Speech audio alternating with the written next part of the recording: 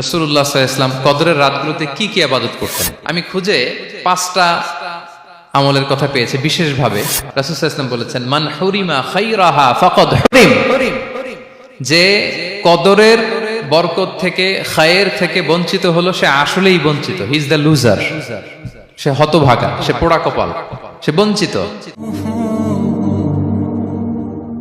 Last 10 days of রমাদান খুব গুরুত্বপূর্ণ, সবচেয়ে the cream time of Ramadan. I repeat, এটা রমাদানের একেবারে মাহেন্দ্রক্ষণ।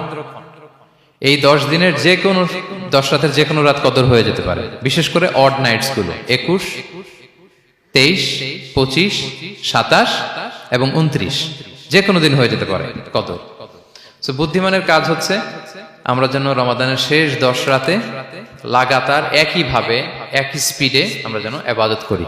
কোন রাতে বেশি করলাম, হয়তো 27-এর রাতে আমি খুব ভাব গাম্ভীর্য নিয়ে, খুব আবেগ নিয়ে ইবাদত করলাম, কিন্তু হয়ে যেতে পারে যে এবছর কদর ছিল 25-এর রাত, হতে পারে না? পারে। তো আমরা তো মিস করে ফেললাম। তো আমরা যেন মিস না করি। বুদ্ধিমানের কাজ হবে সমান তালে ইবাদত করা।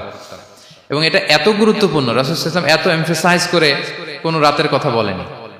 আরবি মাস অনুযায়ী 354টা রাতের মধ্যে সবচাইতে শ্রেষ্ঠ রাত, সবচাইতে শ্রেষ্ঠ রাত সূর্য ডোবার পর থেকে হাত্তা মাতলাইল ফাজর, ফজরের সূচনা লগ্ন পর্যন্ত শান্তিময় এ রাত, বরকতের এ রাত।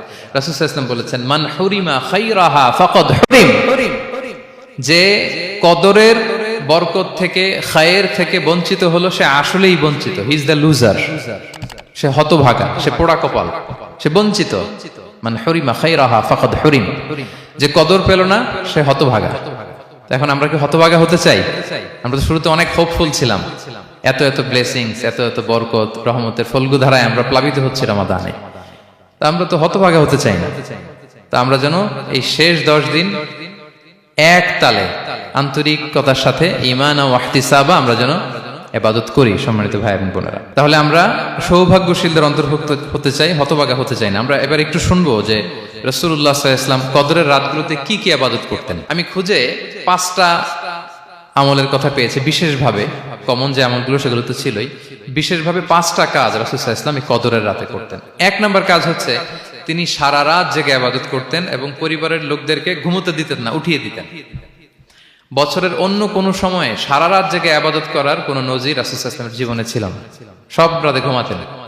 আমি জোহর বারুতে একটা কনভেনশনে the daily routine of prophet সাল্লাল্লাহু আলাইহি ওয়াসাল্লাম একটা আলোচনা করেছিলাম, যেখানে রাসূল সাল্লাল্লাহু আলাইহি ওয়াসাল্লামের দৈনন্দিন জীবনের রুটিন আলোচনা করেছিলাম। সেখানে আমরা বলেছি যে রাসূল সাল্লাল্লাহু আলাইহি ওয়াসাল্লামের দৈনন্দিন অভ্যাস ছিল তিনি এশার পরেই তাড়াতাড়ি ঘুমিয়ে পড়তেন আর মিড নাইটে উঠতেন। রাসূল সাল্লাল্লাহু আলাইহি ওয়াসাল্লামের কর্মদিবস শুরু হতো মিড নাইটে। আমাদের তো সকালে, কারো আরো অনেক পরে শুরু হয়। রাসূল সাল্লাল্লাহু আলাইহি ওয়াসাল্লামের কর্মদিবস শুরু হতো বেসিক্যালি মিড নাইটে। এশার পরে কথাবার্তা না বলে আগে ঘুমোতে যেতেন, মিড নাইটে উঠতেন, কিন্তু ঘুমাতেন। ঘুম ছাড়া রাত কাটাতেন না। সারা বছরের এটা ছিল যে এশার পর পরে ঘুমোতে যেতেন, except the last 10 days of Ramadan. রমাদানের শেষ 10 রাতে রাসূল সাল্লাল্লাহু আলাইহি ওয়াসাল্লাম ঘুমাতেন না। এই 10 দিনের ব্যাপারেই পাওয়া যায় সারা রাত জেগে তিনি ইবাদত করতেন। আম্মা জান আয়েশা রাদিয়াল্লাহু তাআলা আনহা বলেন, ইযা দাখালাল আশরু আহিয়াল লাইলা ওয়া আইকাযা আহলা ওয়া জাদ্দা ওয়া শাদ্দাল মিজার। রমাদানের শেষ দশক যখন আসতো, রাসূল সাল্লাল্লাহু আলাইহি ওয়াসাল্লাম সারা রাত জেগে ইবাদত করতেন। পরিবারের সদস্যদেরকে জাগিয়ে তুলতেন, স্ত্রীদের ঘুমাতে দিতেন না, জাগিয়ে তুলতেন। ফাতেমা রাদিয়াল্লাহু তাআলা আনহার ঘর পাশেই ছিল, তাদেরকে যে জাগাতেন এবং নিজে সারা রাত ইবাদত করতেনই।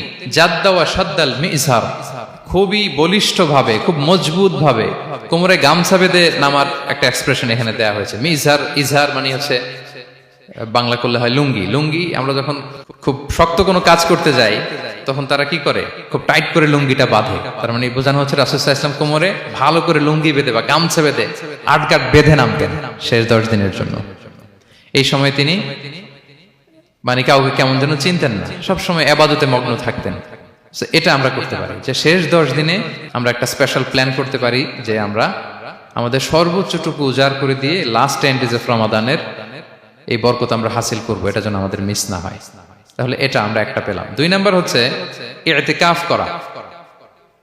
রাসূলুল্লাহ সাল্লাল্লাহু আলাইহি ওয়াসাল্লাম রমাদানের শেষ 10 দিন ইতিকাফ করতেন। আমাদের আয়েশা রাদিয়াল্লাহু তাআলা আনহা বলেন, কানা ইয়াতাকিফুল আশরাল আওয়াখির মিন রমাদান। রমাদানের শেষ দশকে তিনি ইতিকাফ করতেন হাত্তা তাওয়াফাহুল্লাহ, ওনার ইন্তেকালের আগ পর্যন্ত এই অভ্যাসটাই তিনি জারি রেখেছেন। সুম্মা আতাকাফা আজওয়াজুহু মিন বাদে, তারপরে ওনার স্ত্রীরা ইতিকাফ করেছেন। আরেক বর্ণনায় এসেছে ইয়াতাকিফু কুল্লা রমাদান 10 আইয়াম, প্রতি রমাদানে তিনি 10 দিন এতেকাফ করেছেন, কিন্তু যেই বছর তিনি ইন্তেকাল করবেন সে বছর তিনি 20 দিন এতেকাফ করেছিলেন। প্রতি রমাদানে 10 দিন, আর যে বছর ইন্তেকাল করবেন সে বছর কয় দিন? 20 দিন তিনি এতেকাফ করেছিলেন মসজিদে নববীতে। তাহলে আমরা এই রমাদানের শেষ দশকে এটা করতে পারি। 2 নম্বর পয়েন্ট হচ্ছে এতেকাফ করা। যারা আমরা করিনি তারা আমরা এতেকাফ করতে পারি। আমাদের IIM এর মসজিদ এটা এতেকাফের জন্য একটা উর্বর জায়গা। আমরা যখন এই ক্যাম্পাসে ছিলাম তখন দেখেছি যে এখানকার এতেকাফের পরিবেশ যে এত সুন্দর এটা কল্পনাই করা যায় না। অসাধারণ পরিবেশ।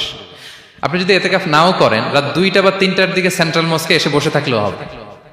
রাত 2টা 3টার দিকে এসে বসে থাকলে দেখবেন যে কেউ সেজদায় পড়ে কান্না করতেছে, কেউ হালাকা করতেছে, কেউ তাসবিহ পড়তেছে, কেউ কোরআন তেলাওয়াত করতেছে। মানে এত সুন্দর পরিবেশ, ওটা দেখলেই আপনার ইবাদত করতে মন চাইবে। তো আমরা যেন এতেকাফ করার চেষ্টা করি। এতেকাফ করতে না পারলে শেষ দশকের রাতগুলো যেন মসজিদে কাটানোর চেষ্টা করি, তা না পারলেও বাসায় যেন এই রাতগুলো আমরা মিস না করি।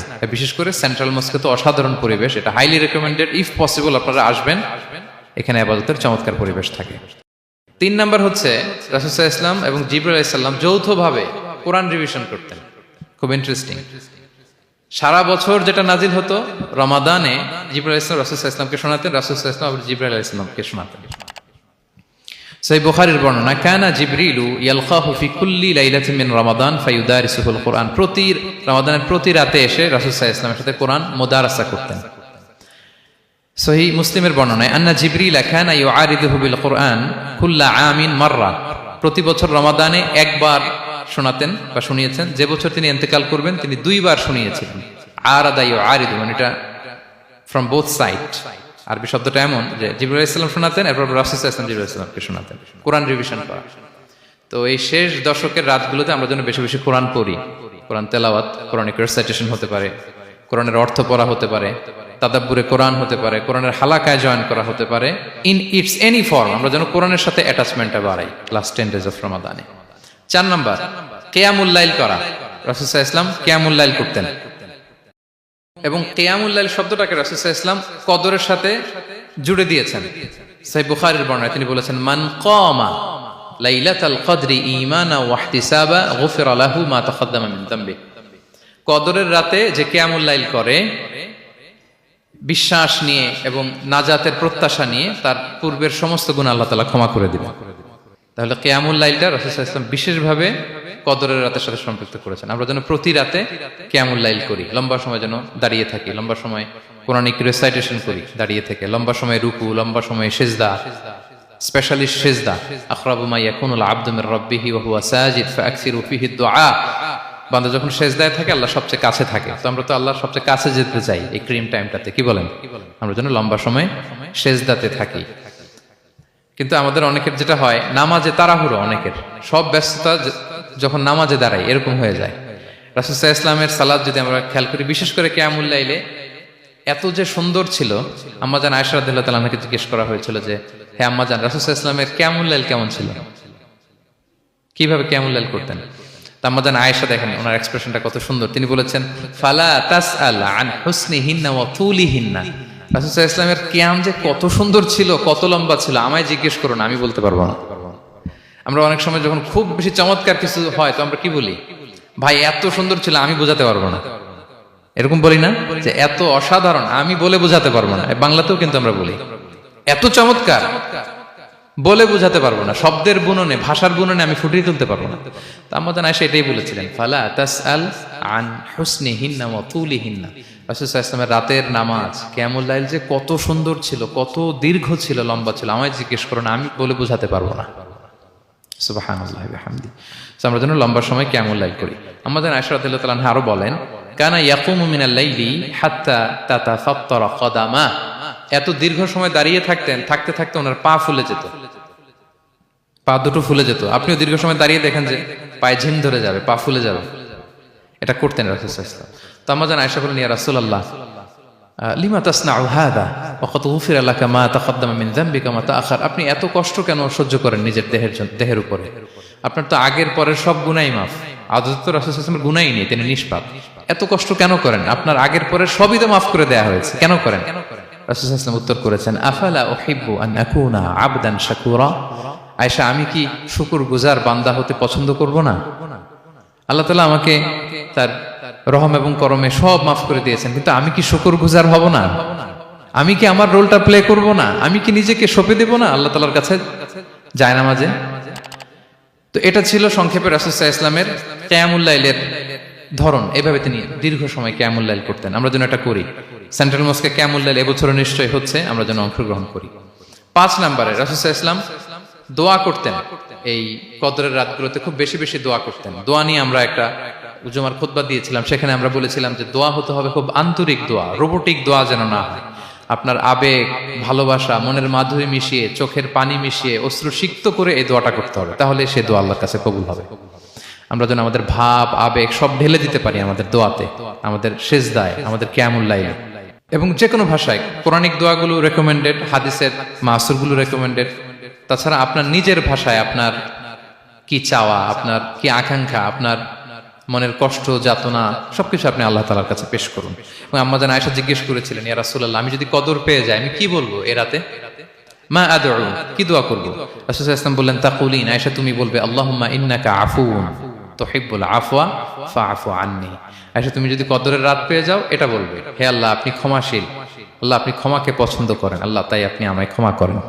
হে আল্লাহ আপনি ক্ষমাশীল, আপনি ক্ষমাকে পছন্দ করেন, আল্লাহ আপনি আমাকে ক্ষমা করেন। এই দোয়াটা আমরা যেন বেশি বেশি করি। আমার সাথে সাথে সবাই একটু পড়ুন মেহেরবানি করে। আল্লাহুম্মা ইন্নাকা আফুউন তুহিব্বুল আফওয়া ফাআফু আন্নী। আল্লাহুম্মা ইন্নাকা আফুউন তুহিব্বুল আফওয়া ফাআফু আন্নী। হে আল্লাহ আপনি ক্ষমাশীল, আপনি ক্ষমা করাকে পছন্দ করেন, আল্লাহ আমাকে ক্ষমা করেন। আমরা আমাদের নিজেদের ভাষায় অনেক দোয়া করতে পারবো, কিন্তু রাসূল সাল্লাল্লাহু আলাইহি ওয়াসাল্লামের শেখানো দোয়াগুলো এটা হচ্ছে মানে very precise in wording but comprehensive in meaning. এটার অর্থ, এটার আবেদন এটা অনেক বেশি। আমি অনেক 10টা 20টা বাক্য বলে এত সুন্দর কথা মিলাতে পারবো না। রাসূল সাল্লাল্লাহু আলাইহি ওয়াসাল্লাম যেটা শিখিয়ে দিয়েছেন, আগে আল্লাহর প্রশংসা করলাম, আল্লাহ আপনি ক্ষমাশীল, আবারও প্রশংসা, আল্লাহ আপনি তো ক্ষমা করাকে পছন্দ করেন। যেটা আপনি পছন্দ করেন না ওইটা তো চাচ্ছেন, যেটা আপনার পছন্দ, যেটা আপনি করতে ভালোবাসেন, গাফিরিয যামবি ওয়া কাবিলিত তাওব, আপনি ক্ষমা করাকে পছন্দ করেন, তওবা কবুলকে আপনি পছন্দ করেন, তো সেটাই তো চাচ্ছি আপনার কাছে, আপনি আমার তওবা কবুল করুন, আল্লাহ আপনি আমাকে ক্ষমা করুন। সো এই দোয়াটা প্রত্যেক রাতে যেন আমরা বেশি বেশি করি সম্মানিত সুধী। এবং এই যে রিমাইন্ডারগুলো শুনলাম, এটা রমাদানের পরেও যেন আমরা অব্যাহত রাখি।